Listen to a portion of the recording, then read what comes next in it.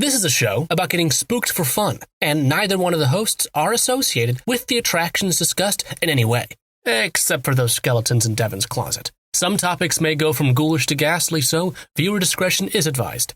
Welcome to the Great American Scream.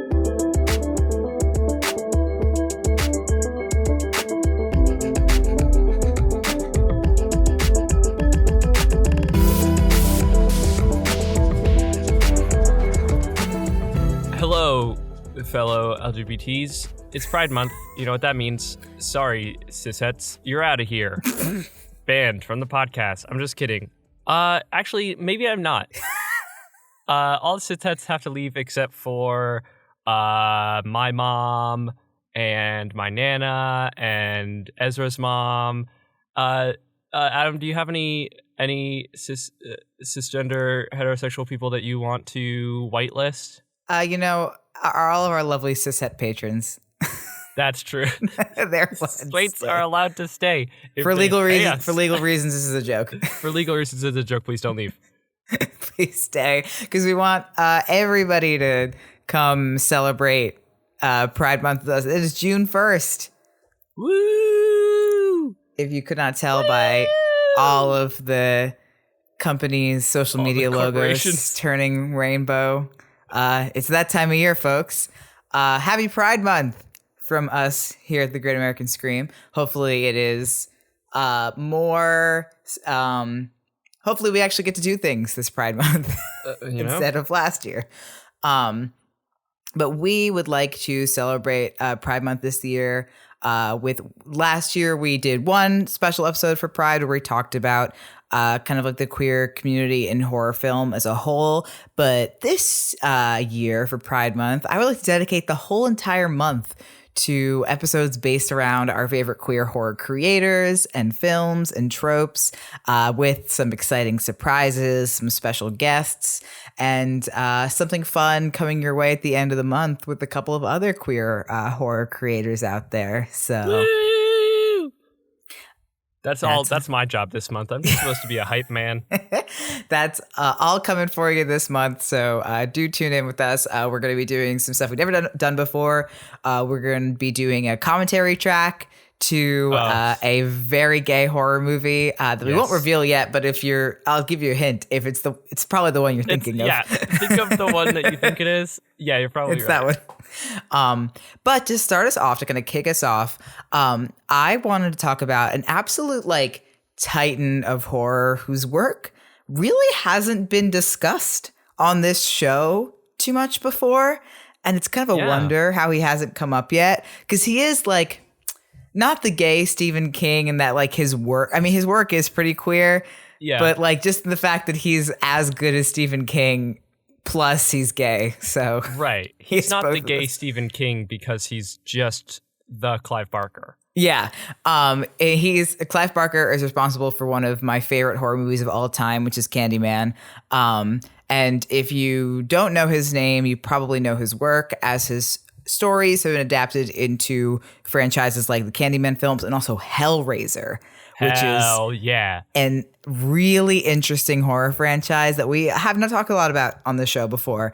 So I'm excited to talk about it. The Clive Barker's horror is very, I guess, Faustian would be a good way to describe it. It's indulgent. It's about hedonism. It's high art. It's pretty sexual as well. And it's super over the top in a really fun way, which I think, when we talk about his stories being queer, that's how they're queer. Yeah. Yeah. I feel like they are, hedonistic is the right word. Mm-hmm. They are really when high art is such a weird way to describe them, but that's kind of true. He doesn't have a peer in terms of tone, kind of is off in his own place, kind of messing around, and we're all yeah, good job, you. Yeah. It looks wild. It's not high art as in it's pretentious. I think it has high art themes, as in high art visuals. It's very it's toothy. It's a toothy watch. Yeah, and that's the thing is they're not quite splatter, nor are they like monsters, but they're still grotesque. I think is a good way to describe it. You have hedonistic here. Yes, very good. I think grotesque is a really good way to describe it, as like not just because it is gross, but the word grotesque adds this kind of like this French to it. flavor. Basically, yeah. That's how I feel about Clive Barker's work. Last Christmas, I really got into his work last Christmas. A friend of mine for Christmas gave me a bunch of his novels and short stories, but they were the like editions that they printed in the 80s. So the covers are all wild. Oh, yeah. We need to bring that back. I want most things. I was about to say most horror things, but I think I'm going to extend it to most things to take on the visual style of a video game or a van painting from like 1978.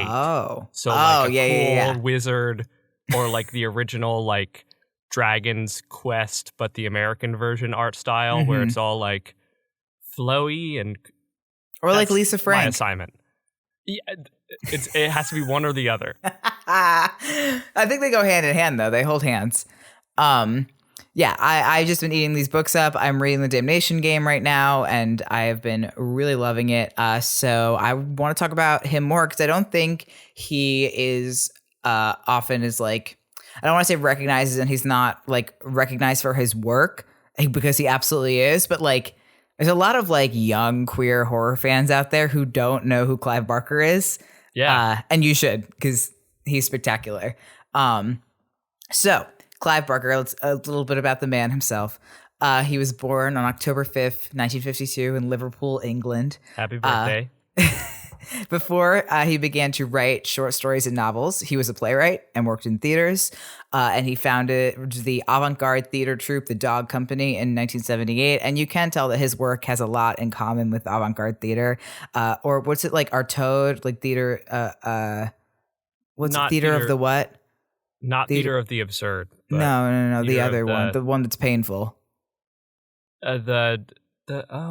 I don't remember. I don't remember what it is. I'm so sorry to my it's been freshman 5 year. years since I was in a real college class. I'm so sorry to my freshman year intro to theater studies professor, because I do not remember what this theater was called. But it's like, it's very Artaudian.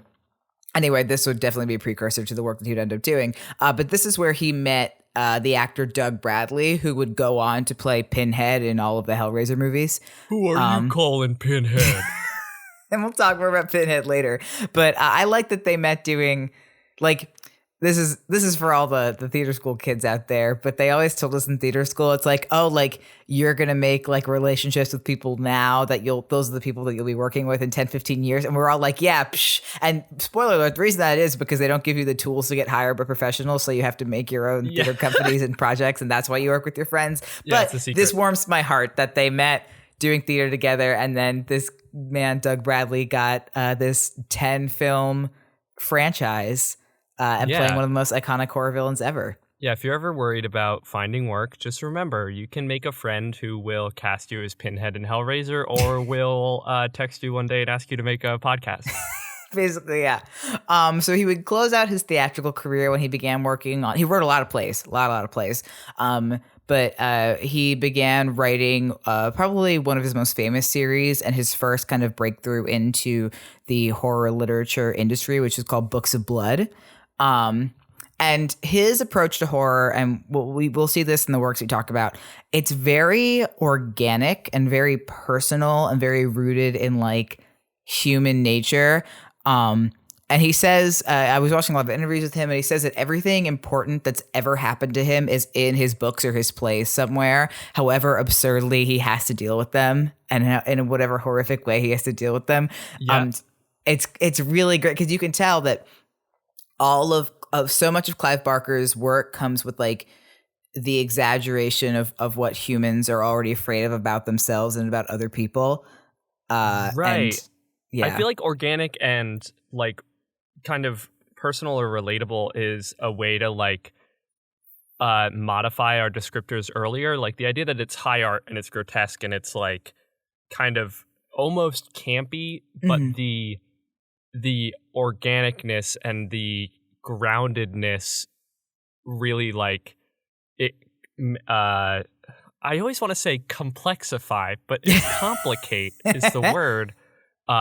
Like the like viewer's relationship to the like style that he's doing. It's like very much both high art, unattainable, like undiscernible, and then very grounded and personal at the same time. Yeah, and when we talk, because there's a little bit more about like his backstory, him as a person that we'll talk about later, because it roots so deeply to Hellraiser. But I want to talk about Books of Blood first, because that was his like really big breakthrough into the horror industry.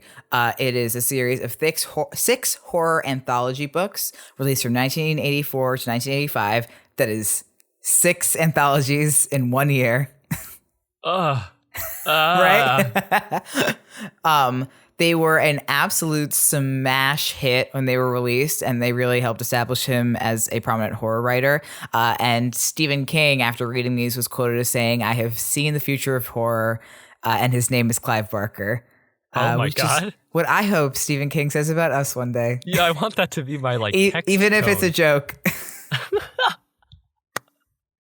I hope he specifically says it as a joke. Yeah. I'd like to show you a couple of examples of stories from this series. I will spoil a few of them. So there is one called Sex, Death, and Starshine. So this guy named Terry Calloway is directing Twelfth Night in this rundown theater and is having an affair with his leading lady, Diane. And she's like in a soap opera. So that they're like stunt casting her because she's a terrible actress, but they're bringing her in to get people in the seats. And then a mysterious masked man, Mr. Litchfield, expresses dissatisfaction with Diane's casting as Viola, a very fan of the opera, end of Act 1. Okay. On the day of the final rehearsal, Litchfield states that his wife, Constantina, will play the role instead because she's a better actress. Diane removes Litchfield's mask to reveal him as an animated corpse. Again, very fan of the opera. Okay. Litchfield kisses Diane, and then she slips into a coma. So then Constantina takes over the role of Viola, and then when Diane recovers, Terry like sleeps with her and then realizes that she's now undead too, and then she kills him. And then the play opens to a packed house, and after the performance, the actors realize the audience consists entirely of ghosts and the reanimated dead. Yes. The theater trustee burns down the theater, and every living player is killed. And then all the actors and the people who have died become this traveling repertory company of the undead on the road. Adam, you have just described my dream career. I wish. Yeah, right? My one hope in life is to perform something in a theater, and then the house lights come up, and it is revealed that it's all ghosts. It's been ghosts zombies the whole time. I feel like it's a very like Beetlejuicean kind of afterlife to be like a traveling repertory company of zombies. And trademark, by the way. Oh, trademark. It is very Beetlejuice. It's got real Beetlejuice energy. Yeah. Here's another one. It's called The Body Politic. And it's a revolution, but the people doing the revolution are our hands, and they have gained their own consciousness and are no longer happy about being ordered what to do by their owners. And the hands of a factory worker named Charlie plan to lead this revolution. Charlie's hands even have their own personalities, with Left being more cautious and Right being very determined and proclaiming himself as the Messiah. And then Right chops off Left against Charlie's own wishes. And then Left scuttles away to summon other hands to do the same before returning to rescue Right, starting an unfortunate revolution for the population where everybody lops off their own hands. It's nice how Left, even while being, cautious and not as grandiose as Right, still comes back to rescue him. That's nice. Yeah, right? This is good. I like this. I think that this is actually a real thing. Yeah. And Books of Blood is also where we get the origin story for Candyman, which is called The Forbidden. It's pretty similar to the plot of the film, but in the short story, Helen is a university student doing a thesis on graffiti who selects a rundown estate as the focus for her study. She notices disturbing graffiti that references an urban legend called the Candyman, and then further inquiries lead her to believe that this is connected with recent murders and mutilations, although the locals are reluctant to discuss the incidents, and then she eventually encounters the Candyman himself. This, of course, famously got adaptation into a movie starring Tony Todd, who is one of my favorite people of this universe. I consider Candyman to be one of the greatest horror movies just ever. It was not particularly successful at the time, but became this really big cult classic. I think the thing about cult films, like a lot of times cult films are cult films because they are bad, but equally the amount of times cult films are cult films because at the time we weren't ready for them as a society, and then we look back and go, oh no, that was good. we didn't know, which I watched. Or no, we did not watch. We were going to watch Detective Pikachu. And turns out Detective Pikachu has like a 60 or like a 50% on Rotten Tomatoes. Wow. Which is a crime. Yeah. Much like Scooby-Doo, the movie. Yeah. It's a crime. And in 10 years, we're going to look back and we're going to be like, we didn't deserve Detective Pikachu. Much like today, we look back and say we didn't deserve Scoober too. Yeah, I think within the next 10 years, the live-action Scooby-Doo is going to become a cult classic. And we'll all go to midnight screenings of it. Anyway, so it stars Virginia Madsen as Helen. We have right? to cancel the Patreon commentary track and instead do a commentary track for Scooby-Doo where we come up with the Rocky Horror Midnight Showing style things that we have to do. Okay, putting pin in that, putting that away for later. Okay. Definitely something we're going to do. So yeah, Candyman stars Virginia Madsen as Helen and Tony Todd as the Candyman, an urban legend and the ghost of an artist who enchants Helen into becoming a martyr, just like him. And then so Clive Barker is English, and the original story focused on the British class system in contemporary Liverpool, but the movie is American. Bernard Rose's screenplay changed the setting to the Cabrini Green public housing development in Chicago. To focus more on the themes of race and class in the United States, both with Candyman's backstory and with the contemporary thing of like, it's very smart of the idea of Helen being like this white woman coming into this like predominantly black housing development and like being like doing like the research and being like the like grad student and like infringing upon like protected culture and stuff like that. It's very smart and was very ahead of its time. In that way. And yeah, like it's suspenseful, it's smart, it's scary. He's got bees in his mouth at one point, which is great. That's all you need. Fun fact about that, Tony Todd agreed to do that. He had like a throat guard in so that no bees tried to go find his tummy or whatever. Okay, yeah. But he agreed to do the stunt himself, and I think with the promise that he would get a bonus of $1,000 per sting. Bee? Not per bee, per times he got stung. And he ends up getting stung like 12 times. So that's pretty good. Yeah. And Jordan Peele is doing we're not sure if it's a remake or they're calling it a spiritual sequel that I think is coming out in August of this year. It was supposed to come out last Halloween. It got delayed because they want to do a theatrical release. I am so excited. I really think it's going to be good because I think Jordan Peele will do great stuff with the source material. Yeah, especially with the American adaptation. Yeah, exactly. Which is what I think they're doing. To see a true British adaptation of the original, especially like nowadays when the political situation in the UK is like evolving so much. Mm-hmm. It could, Candyman redone in Britain, and there's a Northern Independence Party. Yeah, definitely go read if you've seen the film and you haven't read the short story, definitely go back and read it for a like exploring the same themes but in a different place, and it gives the story an entirely different but equally as interesting context. But now we've talked about Candyman and Books of Blood. I want to talk about Hellraiser, which is probably what Clive Barker is most well known for other than Candyman. So following Books of Blood, Barker would release the Hellbound Heart, which ends up being the first book in the Hellraiser series, which has 3 books in it. Way more movies than there are Hellraiser books. Mm-hmm. The Hellbound Heart follows the story of a hedonist criminal who finds a puzzle box that can be used to summon the Cenobites, who are mythical demons who cannot differentiate pain from pleasure and have devoted their existences to this kind of like sadomasochism. And a large inspiration of this book is that Clive Barker did sex work in the 70s and has said that this work inspired him to write about, quote, good and evil in which sexuality was the connective tissue. Clive Barker gets more and more powerful the more I learn about him. Yeah, I know. And the book, it's crazy to me how people don't immediately recognize this when they see Hellraiser, because it is heavily. Straight people don't understand how much art is gay. It's so in like both the movie and the book are heavily inspired by like the queer S&M clubs of the 70s and is really a prime example of the kind of horror that Barker excels at. We can clearly see this in the costumes of the film. They are pretty much in horror versions of like leather fetish gear. They're even like Pinhead like has these like piercings, like bloody piercings on his exposed nipples and like the pins, the pins in his head. Pins. And it's so interesting that I always felt like Hellraiser kind of gets co-opted as like a dude bro horror film. What it is very much not.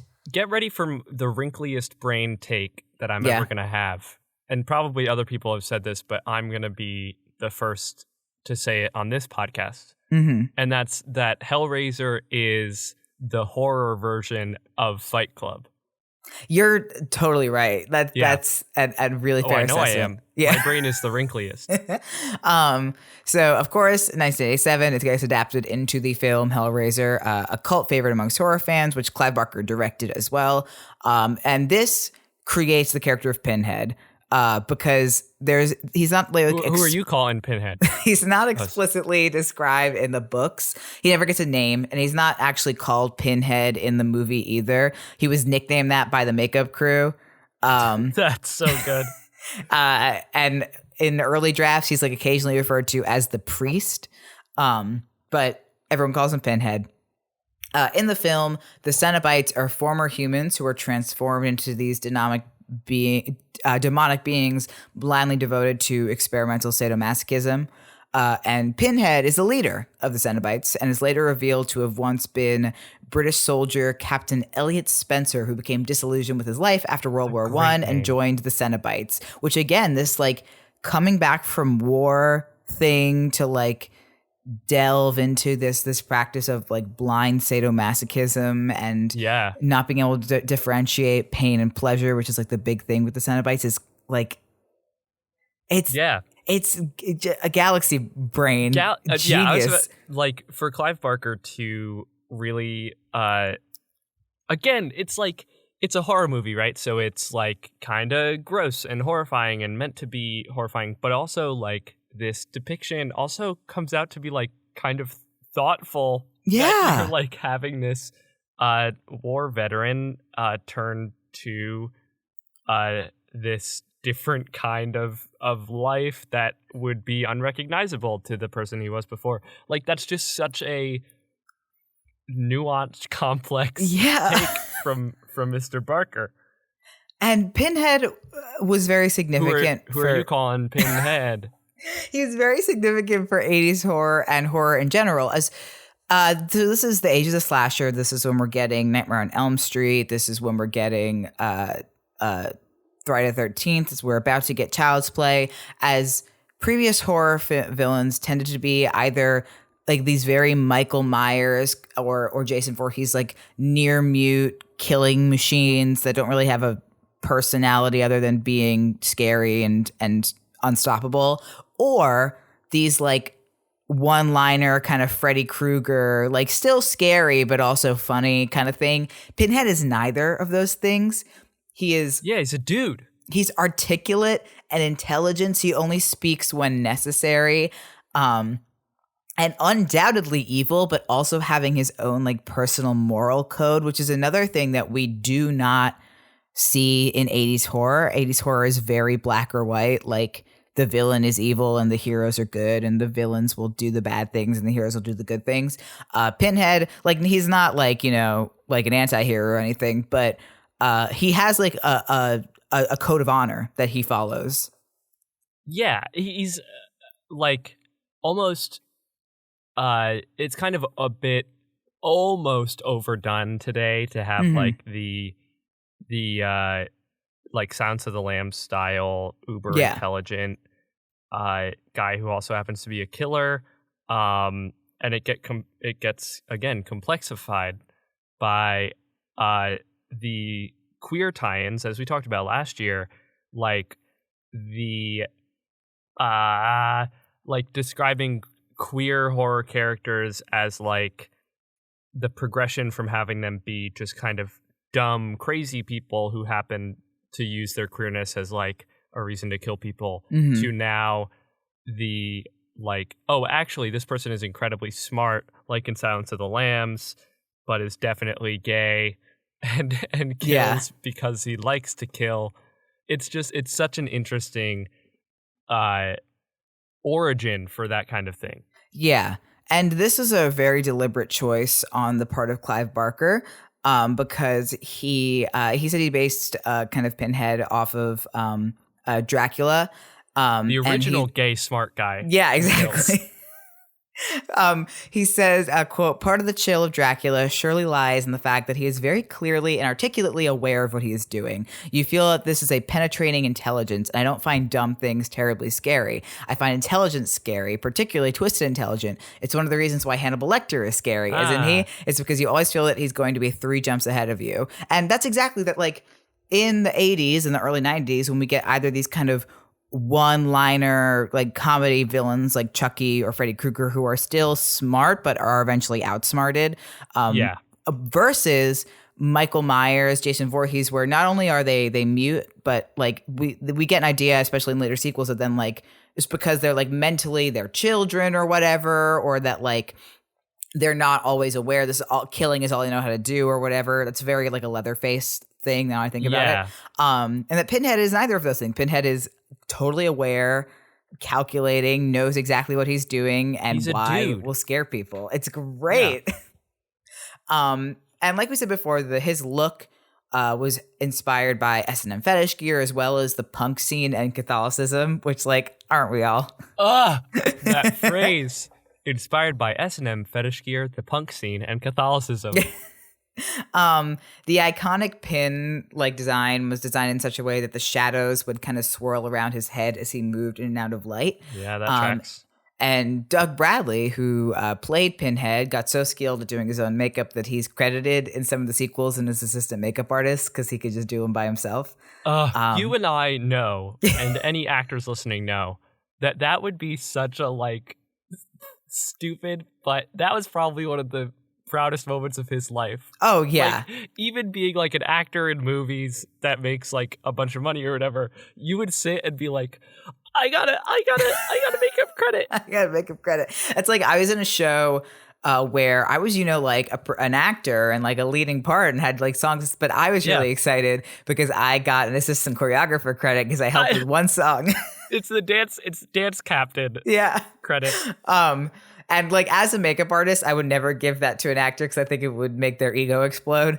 But the makeup took 6 hours to complete. So to learn your own full 6-hour makeup process, props to you there. I know plenty of actors who couldn't do their own 15-minute makeup process. And for an actor to be able to be like, you can do less work, please. Yeah. Like how awkward, people without huge egos are like, getting your makeup done or getting any kind is like the most awkward thing because it's like I just want to go do my job and you guys have to do so much work on me.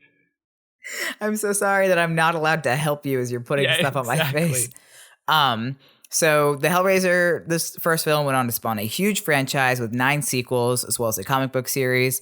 And Pinhead becomes the central character of pretty much all the sequels and spinoffs. He's not the main character of the books. The main character of the books is just a normal dude. He is very much the villain, but Pinhead is kind of the character that you keep seeing in all the sequels because he's the iconic one. The most recent one actually came out in 2018, which is crazy because I do not remember a Hellraiser movie coming out in 2018. And there are several more planned, including an HBO series and a remake coming out on Hulu. The remake was written by Clive Barker, so maybe there is hope. I don't know, but apparently Doug, what was his name? Doug Bradley has not been. It's right there, Adam. It's like 2 paragraphs up in the outline. I missed it. I'm sorry. Oh yeah. Unfortunately, he has.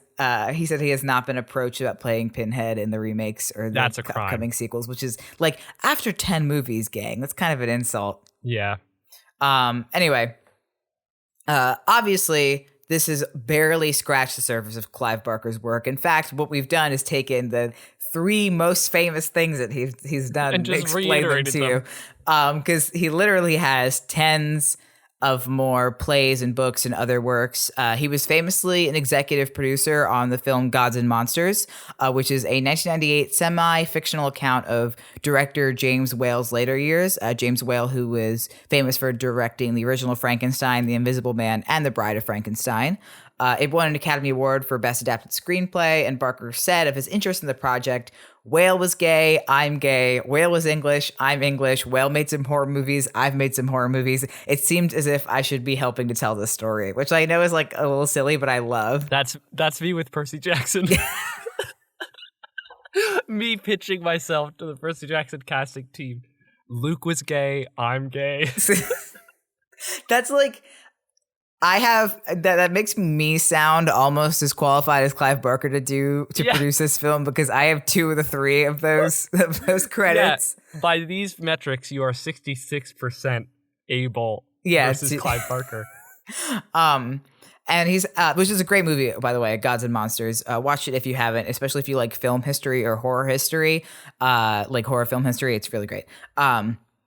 He has also had several other successful novels, including The Damnation Game and Magica and the Books of Arabat. He's also had a few books come out in the past few years, and an unreleased book that I think is still in progress called Deep Hill, which I'm excited about. And he's also a visual artist, and a ton of his work was featured on The Chilling Adventures of Sabrina. Clive Barker, marry me. He's so great. And in 2015, Variety reported that he was working on a television series called Clive Barker's Creepypastas, which would feature Adam. Wait! No! I'm going to break your heart. I'm going to break your heart for the podcast. I'm going to break your heart. There has been no news on this since they announced it. They said That's it once fine. in 2015. He's in the content mines. He's really working. He did say specifically he wanted to adapt Slenderman and Ben Drowned. Which I guess if you adapted Ben Drowned, you would have to make it about you can't He's make Ben. Wait, pause the podcast. He's also handsome. He is handsome. Clive Barker is handsome. Clive Barker, marry me. I guess I would love to see his take on. Well, first of all, he if anyone's gonna do a Slenderman movie, make Clive Barker do it, because the last one was terrible and he would do it well. And Ben Drowned is such. You were talking about it, but I was googling Clive Barker's face to see if he was handsome. But Ben Drowned is such a wild pull to try to adapt into a visual thing. Especially for him, how old is he? In his 60s or 70s? Yeah, he's 68. 67.